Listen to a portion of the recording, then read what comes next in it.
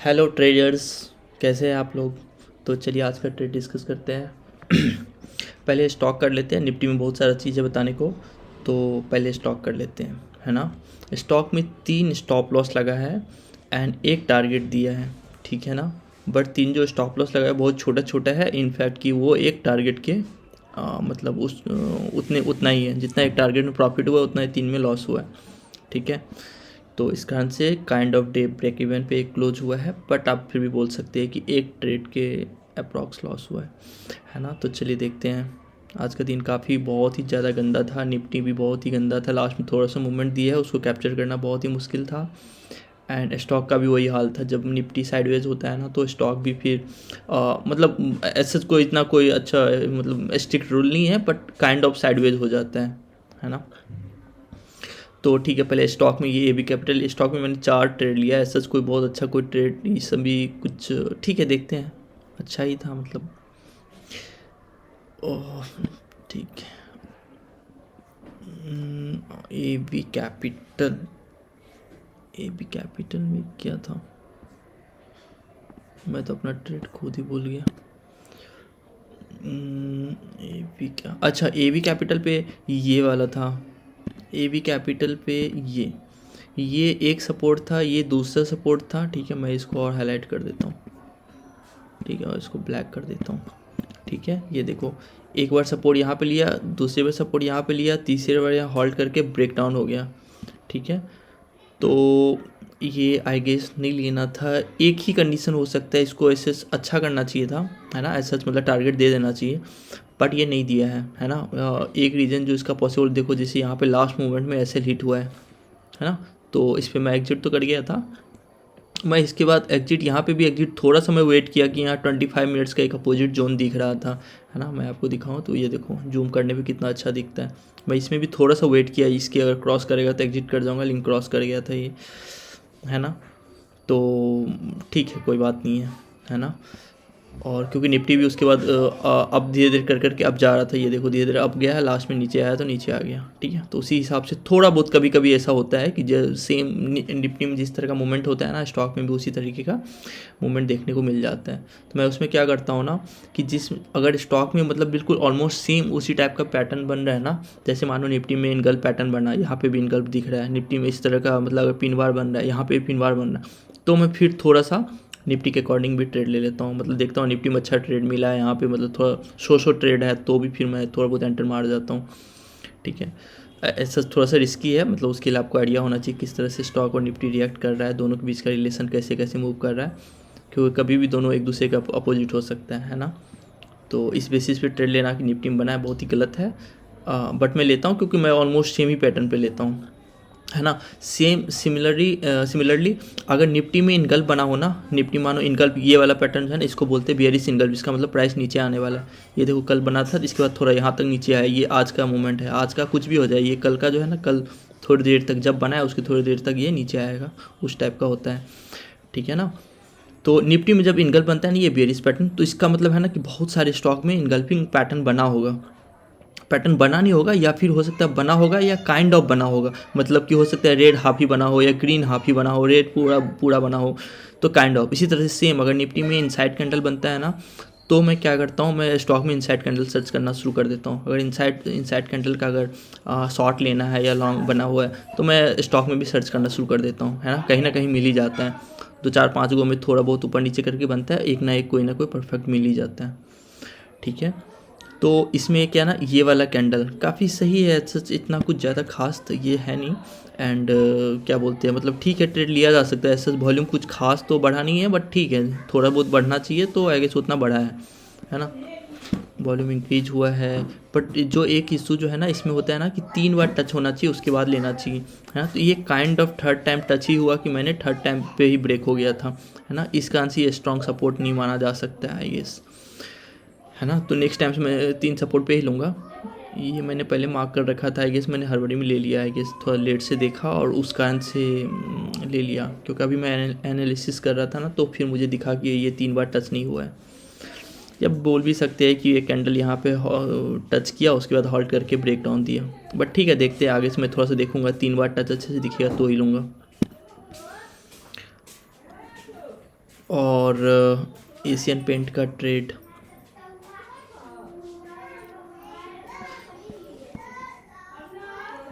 Asian paint में daily demand zone के अंदर ये क्यों नहीं दिखा रहा है। हाँ ये देखो डेली डिमांड जोन के अंदर ना ट्रेंड लाइन ब्रेकआउट है, ठीक है, ट्रेंड लाइन ब्रेकआउट है, ट्रेंड लाइन ये वाला कैंडल के ऊपर मैंने लिया है, वॉल्यूम इंक्रीज हुआ है, ठीक है ना। और ये क्या बोलते हैं हाई भी इसका क्रॉस हुआ है तो एंट्री बनता है, ठीक है ना। बट आप इसमें देखोगे ना, जो कि मैं इतने सारे कैंडल थे ना, उतना मैं देख नहीं पाया। एक तो ये जोन जो है ना काफ़ी पुराना है ना। और अगर इसमें आप देखोगे तो ये देखो ड्रॉप, ये 3 बेस के अंदर ड्रॉप ड्रॉप ड्रॉप, तो लेग आउट एटलीस्ट स्ट्रॉन्ग है ना। तो 125 का एक स्ट्रॉन्ग मतलब इसको सप्लाई जोन बोला जा सकता है ना। तो इस कारण से मैंने, और ये प्लस जो डेली का डिमांड जोन जो है ना ये भी काफ़ी ओल्ड है ना। मैं आपको दिखाता हूँ, ये 3 महीने का ऑलमोस्ट ओल्ड है, ठीक है। इतना पुराना जोन पे हम लोग ट्रेड नहीं लेते हैं, ठीक है, लेकिन मैंने ले लिया था, उस कारण से एसएल हुआ, ठीक है। और ये बजाज ऑटो का है, एक सेकंड, नीट को क्या हो गया।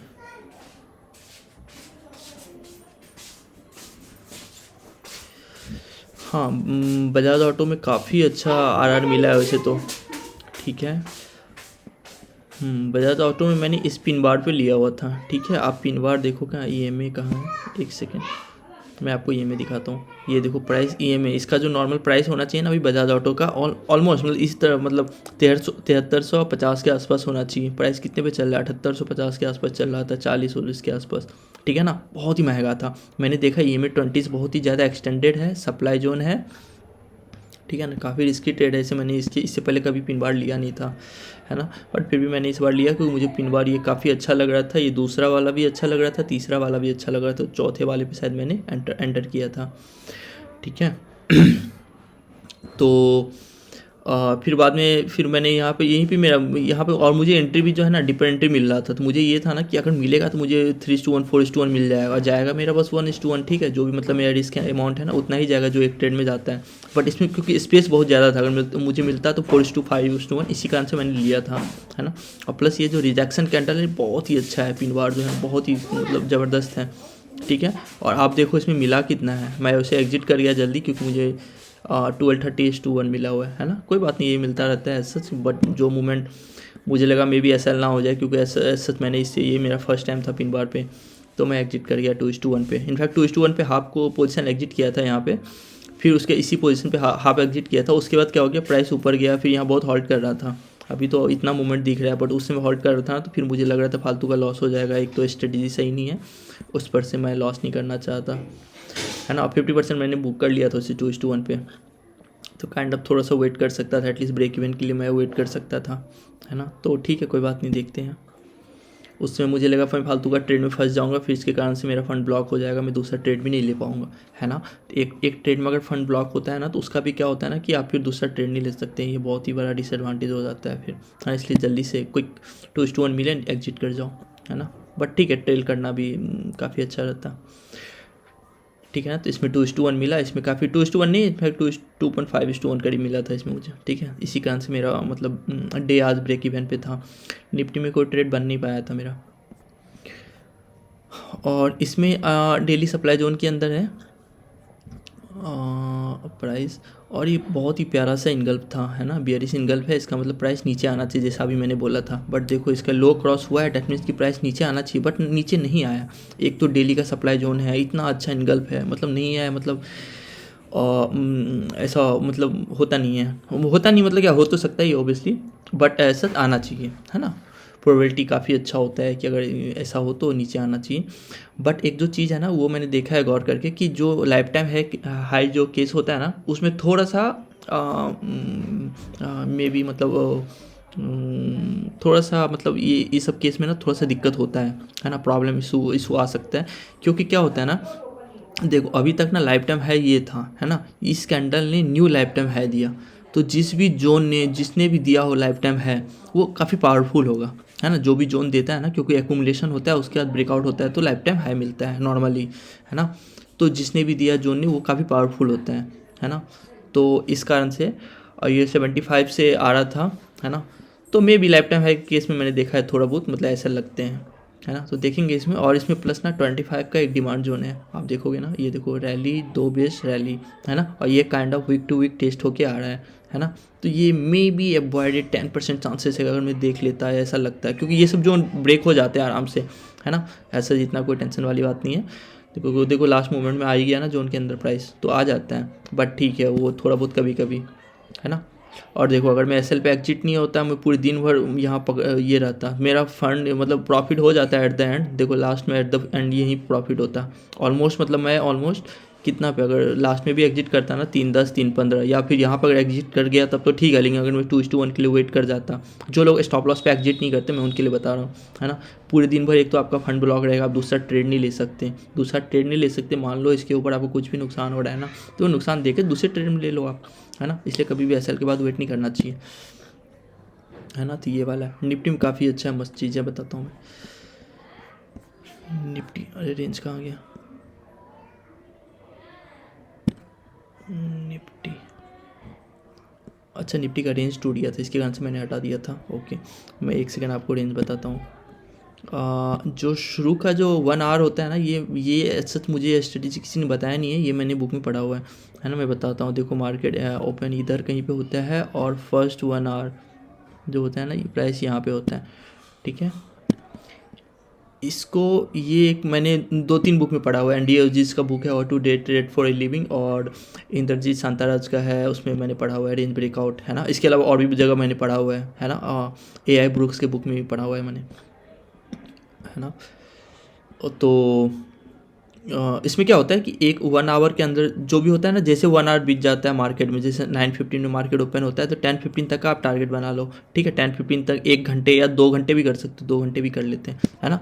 2 घंटे में क्योंकि मार्केट सेटल हो जाता है, जितना अप डाउन करना होता है वो कर जाता है, ठीक है, ठीक है। तो ये इतना दूर हो गया, 2 आवर भी इतना ही होगा, ठीक है ना। उसमें क्या होता है, उसका लॉजिक क्या है कि 1 आवर में मार्केट सेटल हो जाता है, इसके बाद अगर ये हाई क्रॉस करता है या फिर लो क्रॉस करता है, इसमें भी 2-3 कंडीशन था, है ना, कि मार्केट ट्रेंडिंग अप होना चाहिए, तब अगर अप का ब्रेकआउट करता है तो अच्छा है, लेकिन ऊपर रेजिस्टेंस नहीं होना चाहिए, है ना। मान लो यहाँ पे जैसे मान लो 1000 का अगर प्राइस होता है, यहाँ पे 1000 का प्राइस होता, मान लो स्टॉक में बता रहा हूँ या कहीं पे भी आप देख लो, अगर मान लो जैसे ये सप्लाई जोन है ना, सेलिंग जोन, कल यहाँ से सेलिंग हुआ था, और कल भी चांसेस है कि इधर के आके एक बार सेलिंग वेलिंग दे दे यहाँ पे, है ना, क्योंकि एक बार और आएगा टेस्ट वेस्ट करेगा तभी जाके प्राइस लाइफ टाइम है फिर से देगा दोबारा देना चाहिए मतलब, है ना। तो 1 आवर का जो रेंज ब्रेकआउट होता है ना, ये देखो जैसे कितना मस्त ब्रेकआउट हुआ है ना। तो अब ये इसके बाद नीचे आएगा, बट ये इतना बड़ा कैंडल है ना, इस पर एंट्री करना बहुत मुश्किल है ना। और ये जो एंट्री कैंडल होता है ना, इसके बारे में आप तो ट्रेड मत लेना, अगर आपसे मेरे बोलने से ट्रेड मत ले लेना, है ना, क्योंकि इसमें बहुत सारी चीज़ चेक करना होता है ना। हम लोग ऑलरेडी बहुत सारी चीज़ देखते हैं तो थोड़ा सा आइडिया लग जाता है, बट मैं इसको थोड़ा सा गौर करते रहता हूँ, बट इसके बेसिस पे सच मैंने अभी तक कोई ट्रेड लिया नहीं है ना।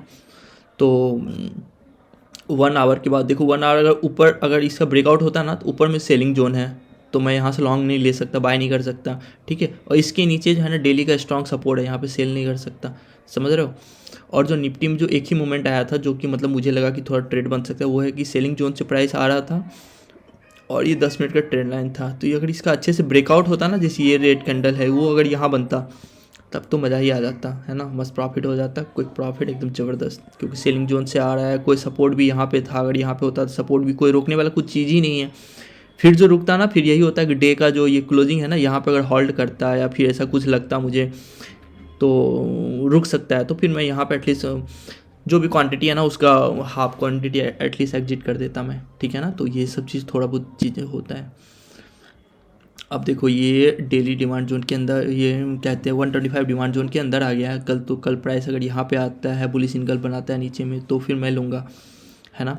और ये डेली का स्ट्रॉन्ग सपोर्ट तो काइंड ऑफ टूट गया है ना, क्योंकि इसके नीचे क्लोजिंग दे दिया, है ना। क्लोजिंग नहीं देना चाहिए था, क्लोजिंग यहाँ तक रहता ना तो फिर मज़ा आ जाता, तब ले भी सकते थे, है ना। मैं यहाँ पे वेट कर रहा था, डेली स्ट्रॉन्ग सपोर्ट पे भी बनता ना तो मैं लेता तो ज़रूर, है ना। मैं ले लेता, थोड़ा से स्मॉल रिस्क पे ले लेता, स्ट्राइक प्राइस के बीच में डिफरेंस कम रखता, क्योंकि मैं हेजिंग करके लेता हूँ, स्प्रेड लेता हूँ, है ना। तो फिर 25 का इनगल भी बन जाता ना यहाँ पे, या फिर 10 मिनट्स का इनगल भी, तो भी मैं काइंड ऑफ ले लेता, ठीक है। ये सब मतलब मेरे सेटअप के अगेंस्ट है, बट ये मैं थोड़ा बहुत प्रैक्टिस करता हूँ, है ना। तो ये ट्रेड अगर मैं लेता ना, मान लो एसएल भी हो जाता तो ठीक है, मतलब एक याद रखने के लिए ना काफ़ी अच्छा होता है, क्योंकि जब तक रियल मनी नहीं लगता है ना तो फिर देखने में मज़ा नहीं आता है कोई भी ट्रेड वेड। ऐसा तो ऑब्जर्वेशन करते रहो, आपको कुछ समझ में नहीं आएगा। जब आपको पैसे से कोई ट्रेड लेना पड़ेगा ना, तब आपको पता चलेगा कि आपका सेटअप कितना अच्छा है। ठीक है, तो यही है।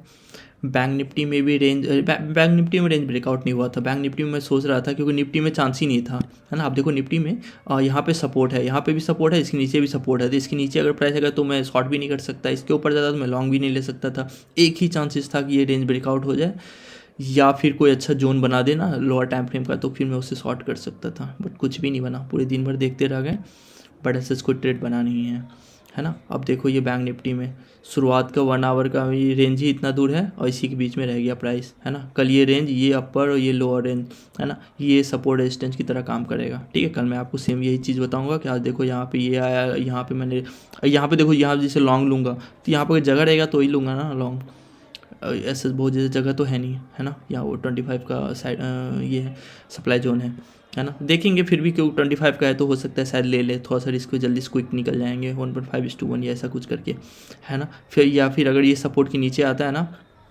ये देखो 75 का प्रीवियस रेजिस्टेंस सपोर्ट है ना। तो देखो एक बार सपोर्ट यहाँ पे लिया, एक बार सपोर्ट यहाँ पे भी, अगर मैं इनगल्फ का वेट कर रहा था, ठीक है, कि डे ओपन पे भी यहाँ पे सपोर्ट लिया है, अगर यहाँ पे 10 मिनट का इनगल्फ बन जाता ना, देखो ये वाला बना है, लेकिन ये बहुत ज़्यादा ह्यूज रिस्क है इतना दूर। अगर मैं इस पर सेल भी करता ना तो लास्ट में इधर भी क्लोजिंग देता ना तो भी पता नहीं कितना प्रॉफिट होता नहीं होता, बट ऐसा बहुत रिस्की, इतना पे नहीं लेता मैं, है ना। मैं इसके हाफ पे यहाँ पे ऑलमोस्ट मतलब ले लेता हूँ एंट्री, अगर ऐसा होता तो, है ना। बट मैं इसका ब्रेकडाउन का वेट कर रहा था, क्योंकि निफ्टी में ब्रेकडाउन हो गया था ना, मुझे लग रहा था ये हॉल्ट कर रहा है, हॉल्ट करके देगा ना तो फिर अच्छा दे देगा, है ना। और ये प्रीवियस रेजिस्टेंस सपोर्ट भी है, और देखो ये प्रीवियस रेजिस्टेंस सपोर्ट भी टूटता और डे का जो लो है ना वो भी टूटता ना, तो फिर मज़ा आता, है ना। डे का लो यहाँ पे था वैसे, देखो इसके नीचे भी बाइंग जोन है, मतलब यहाँ पे भी शॉर्ट नहीं कर सकते थे सही से, ठीक है ना। तो बहुत ही कम क्वांटिटी, 25% क्वांटिटी पे मैं कर लेता, ठीक है, बट कुछ नहीं हुआ आज। ठीक है, कोई बात नहीं, कल आज का जो रेंज बना हुआ है ना वही कल सपोर्ट की तरह काम करेगा, तो कोई दिक्कत है नहीं। कल करते हैं फिर इसी को ट्रेड, है ना। और जैसे अभी मैं बताता हूँ, जैसे मानो ओपिनियन कैसे बनाया जाता है, ठीक है। मैं निफ्टी में सारी चीज़ डिलीट कर देता हूँ, ठीक है। अब देखो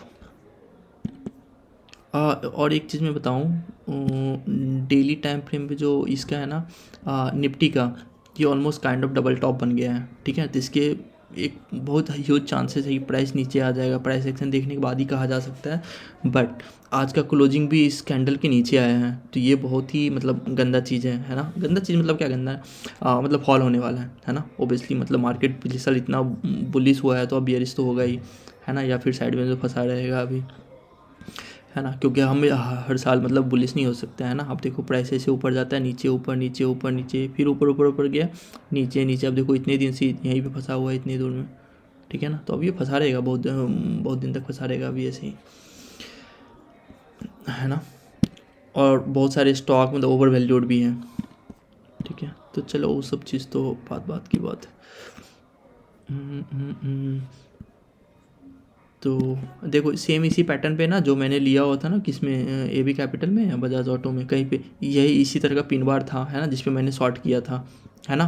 क्योंकि निफ्टी में स्विंग करना बहुत डिफिकल्ट है, बहुत सारा फंड चाहिए, है ना। बहुत सारा फंड तो ज़्यादा नहीं चाहिए, बट उसमें रिस्क ही बहुत ज़्यादा होता है ना। तो आप मतलब कोई भी ट्रेड लेने से पहले ना दो चीज़ होता है कि आपका स्टॉप लॉस क्या होगा। मानो इसके ऊपर स्टॉप लॉस तो मानो यहाँ पे रख देंगे हम लोग, ठीक है। यहाँ पे मानो आज एंट्री भी बन जाता है, ठीक, आज क्लोजिंग हो गया तो एंट्री बन गया, है ना। अब देखो इसका 2:1 आना चाहिए, है ना। अब 2:1 कहाँ पे आएगा इसका, है ना। ऑलमोस्ट काइंड ऑफ मैं बताता हूँ आपको, अगर मैं इस पर एंटर करूँगा ना यहाँ पे, तो फिर ये 2:1 एटलीस्ट ये सपोर्ट तक तो मतलब यहाँ ये सपोर्ट से थोड़ा सा पहले ही, है ना। क्योंकि सपोर्ट से पहले अगर हो गया तो 1.5 1.6 है, तो यहाँ पे मैं एग्जिट कर जाऊँगा 2232 पे, है ना। ऑलमोस्ट ये स्विंग का लो भी है, तो इस पर काफ़ी वो होगा, दिक्कत होगा। ये अगर ब्रेक हो गया ना फिर तो खतरनाक नीचे गिरेगा मार्केट, ठीक है। तो ये सब चीज़ ना नॉर्मल चीज़ है, आपको आप थोड़ा सा भी स्टॉक मार्केट में हो तो आपको आइडिया होगा, है ना। फिर यहाँ पे वीकली डिमांड जोन भी है, ठीक है। चलो कोई बात नहीं, वो सब तो चलता है। अब देखो मैं बताता हूँ कल का व्यू पॉइंट कैसे बनाते हैं, है ना। आज जैसे रैली बेस्ड ड्रॉप, ठीक है, ये सप्लाई जोन हो गया, ठीक है। कल अगर इसके अंदर प्राइस आता है तो हम लोग बेयरिश सिंगल वगैरह पे इधर उधर शॉर्ट कर सकते हैं, ठीक है।